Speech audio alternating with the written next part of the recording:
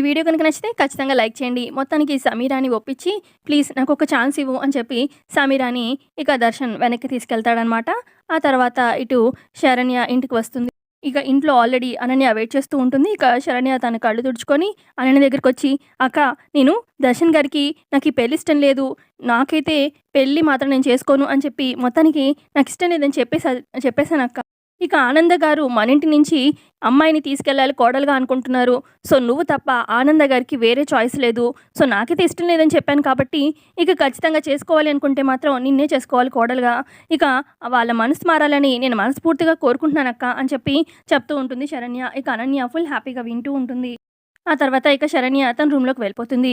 ఇక కాసేపు అయ్యాక ఆనంద్ భైరవి కారులో వస్తుందనమాట విశ్వనాథం వాళ్ళ ఇంటికి. "ఏంటమ్మా, కబురు పెట్టుంటే మేమే వచ్చాం కదా" అని చెప్పి విశ్వనాథం అంటూ ఉంటే ఇక ఆనంద ఎక్కడుంది శరణ్య అన్నట్టుగా తన చూపులని శరణ్య వైపు వెతుకుతూ ఉంటుంది. ఇక ఇటుపక్క అనన్య ఏమో ఖచ్చితంగా నన్ను కోడలుగా చేసుకోవడానికి వచ్చినట్టున్నారు, నాకేం తెలియనట్టు కొంచెం బాధగానే ఉండాలి అని చెప్పి అనుకుంటూ ఉంటుంది అనన్య మనసులో.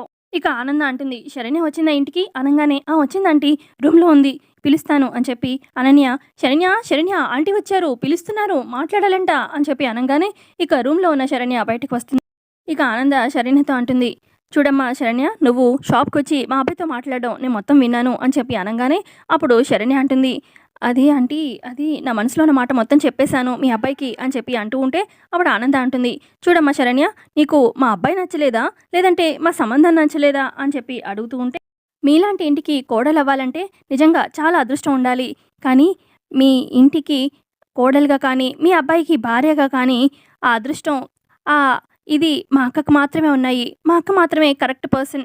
ఎందుకంటే తను మీ కుటుంబానికి కరెక్ట్‌గా సెట్ అవుతుంది. ఇక మీరు మా అక్కని కనుక మీ ఇంటి కోడలుగా చేసుకుంటే నేను సంతోషంగా ఉంటాను. మా అక్క అందరికన్నా హ్యాపీగా ఉంటుంది. మా అమ్మ నాన్న కూడా చాలా హ్యాపీ ఫీల్ అవుతారు. ఇక మీరు మా నాన్నని మీరు అన్నయ్య అని పిలుస్తున్నారు. ఇక ఆ బంధం శాశ్వతంగా బియ్యం అందుకోవాలని మీరు కనుక అనుకుంటే ఇక మా అక్కని మీ ఇంటి కోడలుగా చేసుకోండి ఆంటీ ప్లీజ్" అని చెప్పి అంటూ ఉంటుంది శరణ్య. ఆ తర్వాత ఆనంద అంటుంది, "అన్నయ్య, మీరేమనుకుంటున్నారు చెప్పండి" అనగానే ఇక విశ్వనాథం అంటారు, "ఏం చేయనమ్మా, ఏం చెప్పేది కూడా లేదు. ఒకరేమో వద్దు అనుకుంటున్నారు, ఒకరేమో కావాలనుకుంటున్నారు. ఇక అంతా నీ చేతుల్లోనే ఉంది, నీ డెసిషనే, నువ్వే చెప్పమ్మా" అని చెప్పి అంటారు విశ్వనాథం. అప్పుడు ఆనంద అంటుంది, "నేను ఆల్రెడీ నిర్ణయం తీసుకున్నాను. నిర్ణయం తీసుకున్నాక కూడా నీ మాటలు నేను షాప్లో విన్నాక కూడా మళ్ళీ నేను మీ ఇంటికి వచ్చానంటే ఒక మాట చెప్పడానికి. చూడమ్మా శరణ్య, నువ్వు మా అబ్బాయి ఇష్టం లేదని కాదు, నాకు ఈ పెళ్ళి ఇష్టం లేదు, మా అక్కను చేసుకోండి అని చెప్పి అన్నావు. అప్పుడు నువ్వు అలా ఎందుకన్నావో నాకు పూర్తిగా అర్థమైంది. అసలు మా అక్క ఆనందంగా ఉంటే అందరూ ఆనందంగా ఉంటాం, కుటుంబం మొత్తం ఆనందంగా ఉంటుందని చెప్పి నువ్వు ఆలోచించావు. అసలు నాకప్పుడు నువ్వు మా అబ్బాయితో మాట్లాడినప్పుడు నాకు ఒకటి అర్థమైంది, నేను తీసుకున్న నిర్ణయం కరెక్ట్ అని నువ్వు మళ్ళీ ప్రూవ్ చేసావమ్మా శరణ్య" అని చెప్పి అనగానే ఇటు శరణ్య అటు అనన్య ఇద్దరు షాక్ అయిపోతారు ఆనంద మాటలకి. ఇటు ఆనంద అంటుంది, "ఆ రోజు ట్రెక్కింగ్ పోటీలో మీ అక్క గెలుపు వెనకాల నీ ఆనందం చూసుకున్నావు. అలాగే మొన్న మొన్న సిల్వర్ జూబీ ఫంక్షన్లో కూడా వెనకుండి మీ అక్కని గెలిపించావు. చూడమ్మా, నాకు గెలిచే వాళ్ళు కాదమ్మా, వెనకాలుండి మన అని అనుకుని మనల్ని గెలిపించేవాళ్ళు కా సో నేను డిసైడ్ అయిపోయాను, నువ్వే మా ఇంటికి కాబోయే కోడలివి" అని చెప్పి శరణ్యకి చెప్పేస్తుంది. ఇక అనన్య అలా షాకింగ్లో అలా ఉండిపోతుంది. ఆ తర్వాత ఇక శరణ్య, "అది కాదంటీ ప్లీజ్" అని మళ్ళీ చెప్పబోతూ ఉంటే ఇక అప్పుడు ఆనంద అంటుంది, "అమ్మ శరణ్య, నాకు అర్థమైంది నీ బాధ ఏంటో. ఇప్పుడేంటి, మీ అక్క గొప్పింటి కోడలు అవ్వాలి అంతే కదా, నేను ఆల్రెడీ మాటిచ్చాను కూడా, ఇప్పుడు నీకు మళ్ళీ మాటిస్తున్నాను" అని చెప్పి శరణ్య చేపట్టుకొని మరి ఇలా మాటిస్తూ ఉంటుంది. "మీ అక్కని అసలు ఎన్ని లాంఛనాలైనా సరే, ఎంత కట్టమైనా సరే, చాలా గొప్పింటి సంబంధం నేను దగ్గరుండి చేస్తాను. మీ అక్క చాలా ఆనందంగా చాలా రిచ్ ఫ్యామిలీలోకి వెళ్ళేలాగా నేను చూసుకుంటాను, అదంతా నా బాధ్యత" అని చెప్తూ ఉంటుంది ఆనంద. ఆ తర్వాత ఆనంద అంటుంది, "అన్నయ్య, మా కుటుంబానికి ఎలాంటి కోడలు కావాలో, ఎలాంటి మనస్తత్వం ఉన్న కోడలు కావాలో నేను చెప్పేశాను కదా, ఇక మీరే ఆలోచించుకోండి. నేను అనన్య విషయంలో ఏమీ డిఫెండ్ చేయదలుచుకోలేదు. మీ అమ్మాయి ఎలాంటిది ఏంటి, తనకి ఏం కావాలనేది మీకు తెలుసు కాబట్టి మీరంతా కూర్చొని ఆలోచించుకోండి, మరొకసారి ఆలోచించుకోండి. నేను చెప్పాల్సింది చెప్పాను. ఇక టైం తీసుకొని ఆలోచించుకొని మీ నిర్ణయాన్ని చెప్పండి. నాకైతే శరణ్య మా ఇంటికి కోడలు కావాలి అంతే. సరే సరే అన్నయ్య, మరి మీరు ఆలోచించుకోండి, ఉంటాను" అని చెప్పి ఇక వెళ్ళిపోతుందనమాట ఆనంద కార్లో. ఇక ఆనంద అక్కడి నుంచి వెళ్ళిపోగానే ఇక అనన్య శరణ్యని చాలా కోపంగా చూస్తూ ఉంటుంది. అసలు ఏంటి, ఎంత చేసినా కూడా మళ్ళీ ఈ ఆనంద ఆంటీ మళ్ళీ ఈ శరణ్యని కోడలుగా కావాలనుకుంటుంది అని చెప్పి ఇక కోపంగా ఏమి చేయలేక అనన్య రూమ్లోకి వెళ్ళి ఇక కోపంతోని అక్కడ ఉన్న బెడ్షీట్ కానీ ఫ్లవర్ వాజులు అన్నీ విసిరి కొడుతూ ఉంటుంది కోపంతోని. మరోపక్క ఆనంద ఇంటికి వెళ్ళిపోతుంది. ఇక హాల్లో అక్కడ రాజేశ్వరరావు, కోటేశ్వరరావు, లీలావతి అలాగే కపిల అందరూ ఉంటారు. ఇక ఆనందతో లీలావతి ఇలా అంటూ ఉంటుంది, మన ఇంటికి కావాల్సిన కోడలు దొరికింది అని చెప్పి మనం సంతోషపడే లోపే శరణ్య ఏంటి ఆనంద ఇలా చెప్పేసింది అని చెప్పి అంటూ ఉంటే అప్పుడు కోటేశ్వరరావు అంటారు, కరెక్టే. కానీ ఆ అమ్మాయి ఎందుకు అలా అనిందో అర్థం కావట్లేదు. కానీ ఇంత మంచిని అమ్మాయిని వదులుకుంటే మనం మంచి అమ్మాయిని వదిలేసుకున్నట్టే అని చెప్పి ఇక ఆయన కూడా అంటూ ఉంటారు. ఆ తర్వాత ఇక రాజేశ్వరరావు అంటారు, ఆనంద వాళ్ళ హస్బెండ్, కానీ అంతా కరెక్టే, కానీ ఆ అమ్మాయికి కూడా ఇష్టం ఉండాలి కదా, ఇష్టం లేదన్నట్టుగా చెప్పింది, మనం మాత్రం ఎలా ఫోర్స్ చేయగలం అని చెప్పి తాలా ఒక మాట అలా అంటూ ఉంటారు. ఈ లోపల ఆనంద ఇంటికి వస్తాడనమాట దర్శన్ కార్లో. అలాగే కార్లో ఇటు సమీర కూడా ఉంటుంది. ఏదో ఫైల్ తీసుకొని ఇద్దరు కలిసి ఇంట్లోకి వస్తారు. ఇక అప్పుడు దర్శన్ అంటాడు, అమ్మ ఏమైంది, అందరు ఎలా ఉన్నారు అని చెప్పి దర్శన్ అంటూ ఉంటే ఇటు సమీర కూడా అంటుంది, ఏమైంది మేడం, ఏదైనా బిజినెస్ ప్రాబ్లమా అనగానే, కాదు ఫ్యామిలీ ప్రాబ్లం అని చెప్పి ఆనంద చెప్తుంది.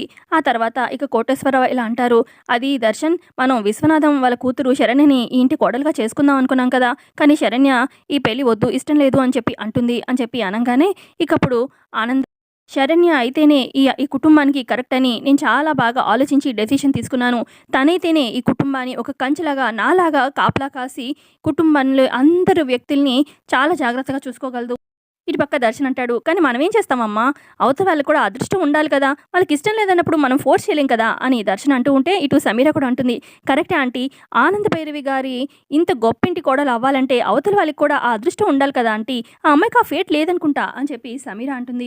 ఇటు దర్శన్ అంటాడు, అబ్బా వదిలే అమ్మ, మనల్ని వద్దనుకున్న వాళ్ళ గురించి మనం అంతగా ఆలోచించడం ఏంటి, ఎవరో ఒకళ్ళు మంచిగానే ఉంటారులే, అయినా మనం ఎప్పుడో ఏదో కావాలని చెప్పి ఎక్కడెక్కడో ఎతుకుతూ ఉంటాము, కానీ ఒక్కొక్కసారి మన పక్కనే ఉంటారు, మనమే చూసుకోవాలి అని చెప్పి ఇక దర్శన్ అలా అంటూ ఉంటే ఇకప్పుడు ఆనంద అంటుంది, అది కాదు దర్శన్, శరణ్య అయితేనే ఈ ఇంటికి కరెక్ట్, అసలు మనము విశ్వనాథ అంకుల్ వాళ్ళ ఇంటికి పెళ్లి చూపులకు వెళ్తున్నాం అనుకున్నాం, కానీ వాళ్ళేమో అనన్యానే పెళ్లి కూతురు అనుకున్నారు, అక్కడ కొంచెం మిస్టేక్ అయింది, కానీ శరణ్య అయితేనే కరెక్ట్, తనకి ఈ పెళ్లి ఇష్టం లేకో లేదంటే ఈ కుటుంబంలోకి కోడలుగా రావడం ఇష్టం లేకో ఈ పెళ్లి వద్దనలేదు, తన అక్క కోసం మాత్రమే ఇలా చెప్పింది. ఇటు సమీర అంటుంది, కానీ ఆంటీ మీరు వెళ్ళి అంత క్లారిటీ ఇచ్చినా కూడా శరణ్య నో అని చెప్పింది కదా, ఇంకేంటి ఏం చేయగలరు అని చెప్పి అనగానే అప్పుడు ఆనంద అంటుంది, అలా అని వదిలేస్తామా, మా స్టేటస్కి తగ్గ బోల్డ్ సంబంధాలు ఉన్నాయి, కానీ మేము చూస్తుంది మా స్టేటస్కి తగ్గ సంబంధం అని కాదు, ఈ ఉమ్మడి కుటుంబాన్ని చివరి దాకా మోయగలిగే ఒక మంచి అమ్మాయి గురించి నేను వెతుకుతున్నాను, ఆ క్వాలిటీస్ అన్నీ కూడా శరణ్యలో మాత్రమే నేను చూశాను. అసలు శరణ్య ఈ పెళ్లి వద్దు అనేసరికి నాకు ఇంకా బాగా నచ్చేసింది శరణ్య, అసలు తన ఉద్దేశం నాకు బాగా క్లియర్గా అర్థమైంది, వాళ్ళ అక్క సంతోషంలోనే తన సంతోషం తన గెలుపు వెతుక్కుంటుంది, తనకి ఈ పెళ్లి ఇష్టం లేక కాదు, ఈ కుటుంబంలోకి రావాలని లేక కాదు, కేవలం తన అక్క గురించి మాత్రమే ఆలోచించింది, అసలు వాళ్ళ తోబుట్టు గురించి ఇంత బాగా ఆలోచించింది, రేపు తను చేసుకున్న తన హస్బెండ్ గురించి ఇంకా ఇంకెంత బాగా చూసుకుంటుంది ఒక్కసారి ఆలోచించండి. అందుకే తన ఆలోచన తీరు ఇదంతా కూడా తను చెప్పిన మాటలు మొత్తం అంతా విన్నా కూడా తన గురించి తన ఇంటికి వెళ్ళేలాగా చేసింది. నేను మొత్తం అంతా చెప్పాను విశ్వనాథ అంకుల్కి, వాళ్ళ ఇంట్లో వాళ్ళందరికీ అర్థమయ్యేలా చెప్పాను, సరే నీ మాత్రమే ఇంటికి కోడలుగా అయ్యే అర్హత ఉంది అని చెప్పి, నాకు తను మాత్రమే ఇష్టం నచ్చింది అని కూడా చెప్పేశాను, ఇక వాళ్ళకు కొంచెం టైం ఇచ్చాను ఆలోచించుకోమని, చూద్దాము ఏం చేస్తారో అని చెప్పి అంటుంది ఆనంద్.